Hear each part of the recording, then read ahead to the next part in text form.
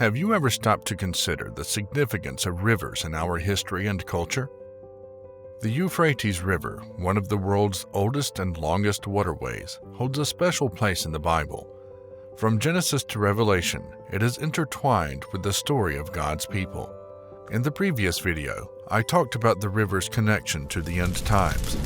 But today I want to focus on the other places we find the Euphrates in the Bible. Here is 10 shocking secrets of the Euphrates River, why it matters in the Bible. River Euphrates makes its way from the Armenian highlands to the Persian Gulf through Syria and Iraq. It is the longest river in Southwest Asia and runs for about 1,740 miles. In an area rich with Bible history, it is no wonder that the Great River, as the Bible often refers to it, gets over 20 mentions in the Bible. Most of these references are in the Old Testament books, such as Genesis, Exodus, Deuteronomy, Joshua, Isaiah, and Jeremiah. It is used as a boundary marker for physical and symbolic inclusion. Garden of Eden. The Euphrates is first mentioned in Genesis as one of the rivers that flowed out of the Garden of Eden, making it one of the oldest rivers in the world.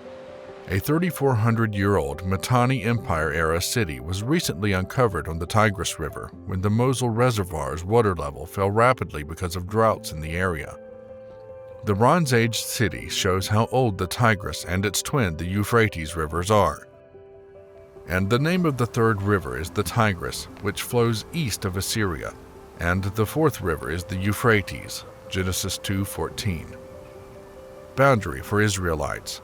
When God made a promise to Abraham, the Euphrates served as a boundary to the land God gave him and his descendants. The river became an important part of the Israelites' lives, providing water to their crops and animals. They dug tunnel systems from the river to irrigate crops and transport goods. Abraham's hometown, Ur, was located on the banks of the Euphrates River. On that day the Lord made a covenant with Abram, saying, "To your offspring I give this land, from the river of Egypt to the great river, the river Euphrates." Genesis 15:18. Ancient empires. On the banks of the Euphrates was the city of Babylon, one of the most powerful empires in ancient history. They used the river for irrigation and transportation. Most ancient cities and empires were found around the Tigris and Euphrates rivers, including the Sumer, Hittites, and Assyrians. The fertile soils found in the banks of the Tigris and Euphrates earned the area between the two rivers the name the Fertile Crescent. Traders came near and far for this natural richness. And the king of Egypt did not come again out of his land, for the king of Babylon had taken all that belonged to the king of Egypt from the brook of Egypt to the river Euphrates. 2 Kings 24:7. A place of war. One of the greatest battles in history took place by the Euphrates River. Nebuchadnezzar, king of Babylon, defeated Pharaoh Necho, king of Egypt, in 605 BC.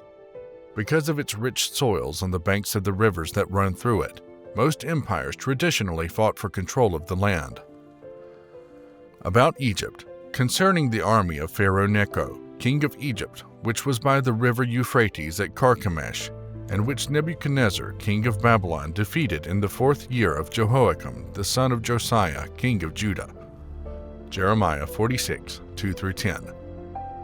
Cyrus the Great, king of Persia, who later defeated Babylon, is said to have diverted the Euphrates River and had his army walk on the dry riverbed to access Babylon, an incident that reminds us of the prophecy about the river's role in the end times.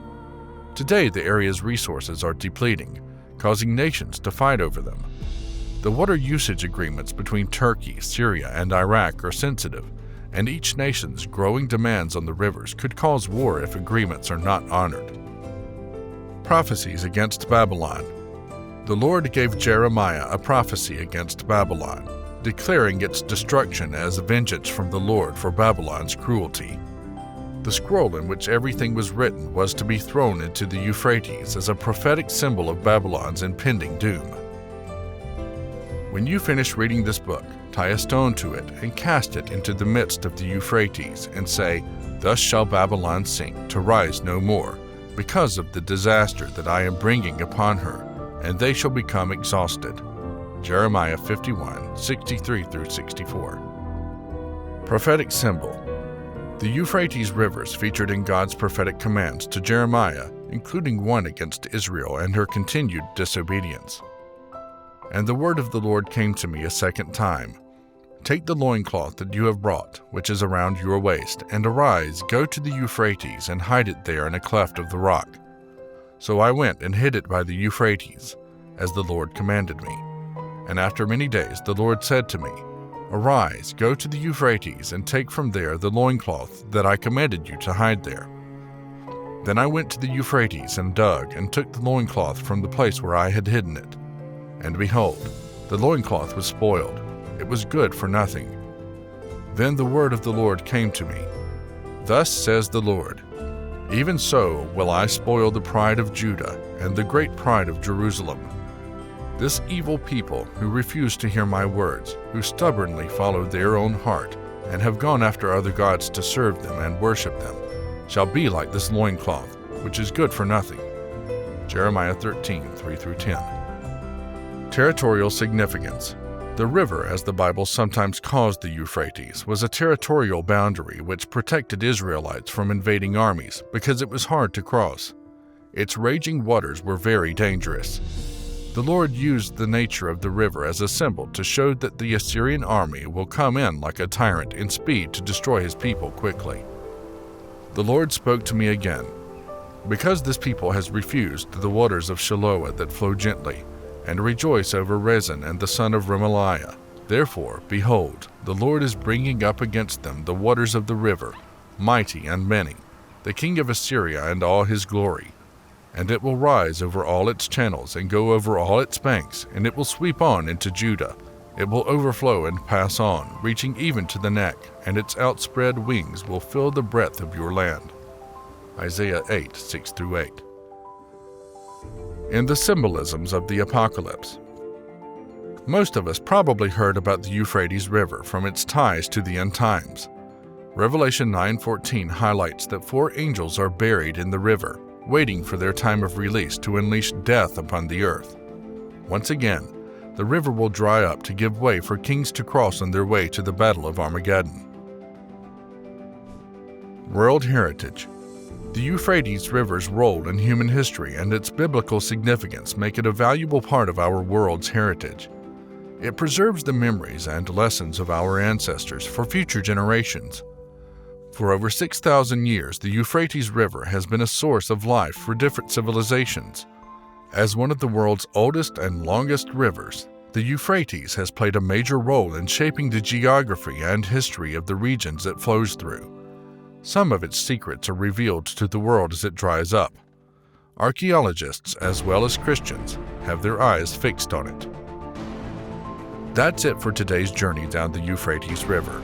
I hope you gained a new appreciation for this fascinating and important river. The Euphrates appears in the Bible from Genesis to Revelation concerning the story of Israel.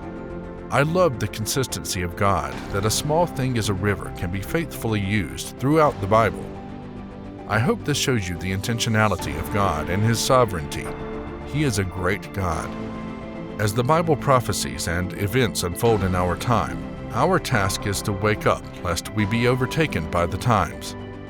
The Lord's time is near, and the rapture is upon us. Keep your families in prayer and, as always, share the gospel with as many as you can. The Lord has given me a strong warning not to think like everyone else does. He said, "Don't call everything a conspiracy like they do, and don't live in dread of what frightens them. Make the Lord of heaven's armies holy in your life. He is the one you should fear. He is the one who should make you tremble. He will keep you safe." Isaiah 8, 11 through 14.